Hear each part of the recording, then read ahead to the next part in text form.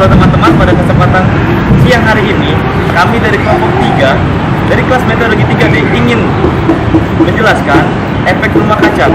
Di Taman Menteng ini ada sebuah contoh efek dari rumah kaca, yaitu nanti kita bisa lihat langsung. Tapi sebelum itu, izinkan saya memperkenalkan diri. Nama saya Syedi Abdullah, NPT 11180108. Nama saya Zafar Marus, NPT 11180119. Saya Widana Mustafdari, NPT 111801. Nama saya itu juga NPT 11180192.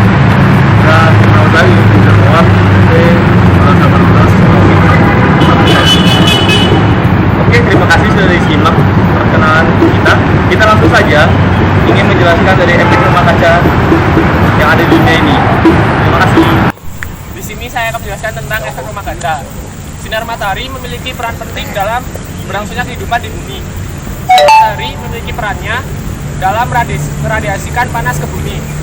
Nah, langit cerah tanpa awan merupakan lapisan transparan bagi datanya radiasi gelombang pendek matahari menuju ke permukaan bumi.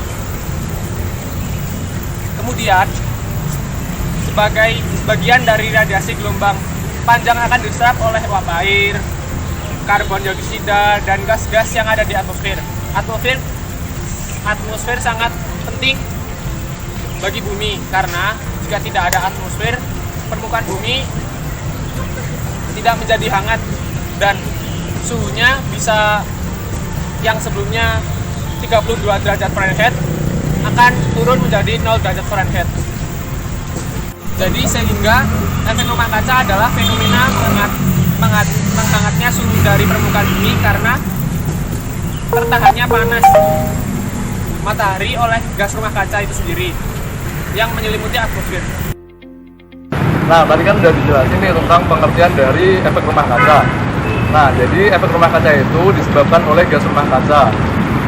Terus pengertian dari gas rumah kaca sendiri adalah gas yang mampu menyerap dan memancarkan radiasi gelombang sinar panjang yang sudah dipancarkan oleh permukaan bumi. Nah, jadi contoh dari gas rumah kaca itu sendiri adalah contohnya ada oksigen, terus ada H2O, ada ozon, CFC, dan yang gas lainnya. Aktivitas manusia pada sejak revolusi industri pada tahun 1750 telah meningkatkan konsentrasi karbon dioksida sebanyak 45%. Nah, dari 280 ppm menjadi 415 ppm pada tahun 2019. Nah, jadi peningkatan karbon dioksida tersebut menyebabkan menguatnya efek dari gas rumah kaca tersebut. Nah, jadi peningkatan karbon dioksida itu disebabkan oleh pembakaran antropogenik dari misal dari industri batu bara, lalu dari limbah-limbah di industri, dan juga dari sektor peternakan. Nah, lalu yang perlu kita ketahui adalah bahwa tidak semua gas itu mampu menyerap dan memantulkan radiasi dari energi gelombang. Nah, jadi ada 3 sifat penting yang menyebabkan gas tersebut bisa dinamai gas rumah kaca. Yang pertama adalah kemampuan gas tersebut dalam menyerap energi. Yang kedua adalah kemampuan dari besar energi atau kapasitas dari gas tersebut dalam menyerap energi.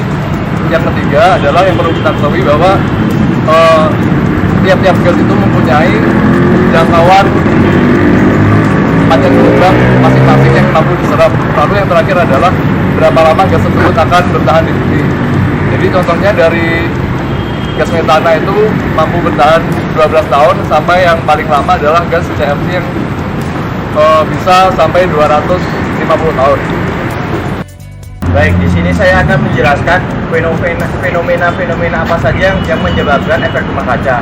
Yang pertama adalah penebangan dan pembakaran hutan. Diketahui bahwa pohon merupakan sesuatu yang dapat mengubah karbon dioksida menjadi oksigen. Dengan adanya penebangan ataupun pengguguran hutan menyebabkan oksigen yang dihasilkan oleh hutan akan berkurang. Selain itu, dari pembakaran dan penebangan hutan juga menyebabkan gas emisi, yaitu karbon dioksida yang menyebabkan gas rumah kaca. Baik, yang kedua adalah industri pertanian. Diketahui bahwa industri pertanian dalam skala besar akan menggunakan pupuk yang besar. Pupuk yang sangat banyak akan menyebabkan gas metana yang dihasilkan oleh pupuk sehingga menyebabkan gas rumah kaca akan bertambah. Selanjutnya yang ketiga adalah pencemaran laut. Pencemaran laut menyebabkan biota laut akan menjadi berkurang. Perlu diketahui bahwa laut sendiri dapat menyerap bagian besar karbon dioksida yang ada di muka bumi. Sehingga dengan adanya pencemaran laut, maka karbon dioksida akan semakin banyak karena yang penyerap akan semakin dikit.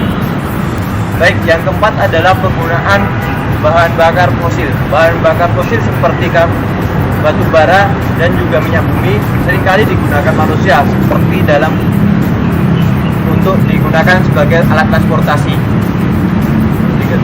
Alat transportasi sendiri menghasilkan gas emisi pembuangan karbon dioksida yang akan menyebabkan gas rumah kaca akan semakin bertambah. Selanjutnya yang kelima adalah industri peternakan. Industri peternakan akan menyebabkan gas metana yang sangat banyak. Hal tersebut karena kentut dan kotoran yang dikeluarkan oleh binatang ternak akan menyebabkan banyaknya bakteri pengurai. Bakteri pengurai tersebut menyebabkan banyaknya gas metana yang keluar. Baik, yang selanjutnya adalah limbah dari rumah tangga. Limbah rumah tangga akan menyebabkan banyaknya gas karbon dioksida yang dihasilkan seperti dalam kondisi saat memasak. Memasak sendiri akan menghasilkan karbon dioksida. Selain itu, dari sampah-sampah dari limbah rumah tangga akan menyebabkan gas metana karena bakteri-bakteri pengurai yang akan terbentuk. Lalu yang ketujuh adalah limbah industri dan tambang. Industri dan tambang sangat dibutuhkan pada manusia saat ini karena sumber energi yang kita gunakan saat ini sebagian besar dari industri dan pertambangan. Hal tersebut menyebabkan gas rumah kaca semakin bertambah karena dari industri dan pertambangan akan menghasilkan gas karbon dioksida yang akan menambah gas rumah kaca di atmosfer bumi. Sekian penjelasan dari saya, terima kasih. Selanjutnya, saya akan menjelaskan proses dari efek rumah kaca. Di belakang saya ada sebuah replika rumah kaca. Anggap rumah kaca ini adalah bumi, sedangkan sinar matahari yang datang itu akan sebagian dipantulkan keluar angkasa dalam bentuk gelombang panjang, yaitu sinar inframerah, dan sebagian lagi diserap. Nah, dalam daya serap tersebut, bumi mempunyai atmosfer. Di dalam atmosfer dan di atas permukaan terdapat ada gas-gas rumah kaca. Apa saja sih gas-gas rumah kaca tersebut? Contohnya adalah metana, karbon dioksida, H2O atau uap air, CFC, klorofluorokarbon, dan masih banyak lainnya. Nah, gas-gas tersebut mampu menyimpan panas dari matahari dan mampu memantulkan dari panas matahari. Gas-gas dari hasil peternakan dan pertanian yaitu memperangkap bumi sehingga suhu di muka bumi itu meningkat dan menyebabkan pemanasan global. Nah, hal ini berdampak bagi bumi menjadi tidak maksimal. Nah, sedikit pemaparan dari proses efek rumah kaca. Terima kasih. Hai, hari ini saya akan jelaskan tentang dampak dari efek rumah kaca. Yang pertama adalah pemanasan global. Pemanasan global merupakan fenomena perubahan iklim drastis yang disebabkan karena kenaikan suhu rata-rata pada atmosfer, lautan, dan juga permukaan bumi.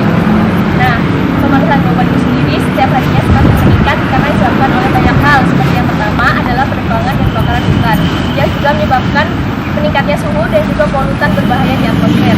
Yang kedua, pemanasan global juga dapat disebabkan karena emisi gas bahan bakar kendaraan setiap harinya. Yang ketiga, pemanasan global juga dapat disebabkan karena penggunaan listrik dengan pembangkit listrik dari bahan bakar gas alam dan juga batu bara.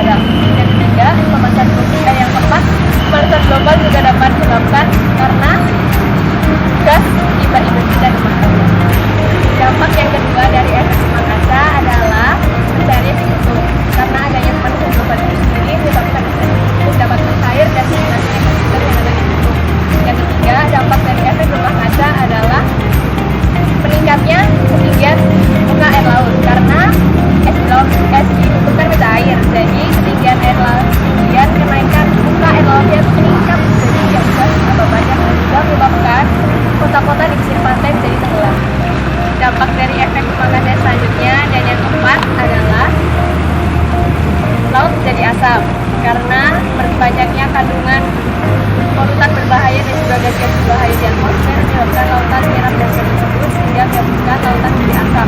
Karena lautan menjadi asam menyebabkan hilangnya paras dan ekosistem dan juga ekosistem yang ada di dalam lautan. Yang kelima, dampak dari efek rumah kaca itu sendiri adalah menipisnya lapisan ozon karena banyaknya kandungan gas hidrogen oksida, CFC, HFC menyebabkan menipisnya lapisan ozon sendiri. Menipisnya lapisan ozon sendiri dapat menyebabkan sinar ultraviolet masuk ke dalam permukaan bumi dan membahayakan kehidupan hidup.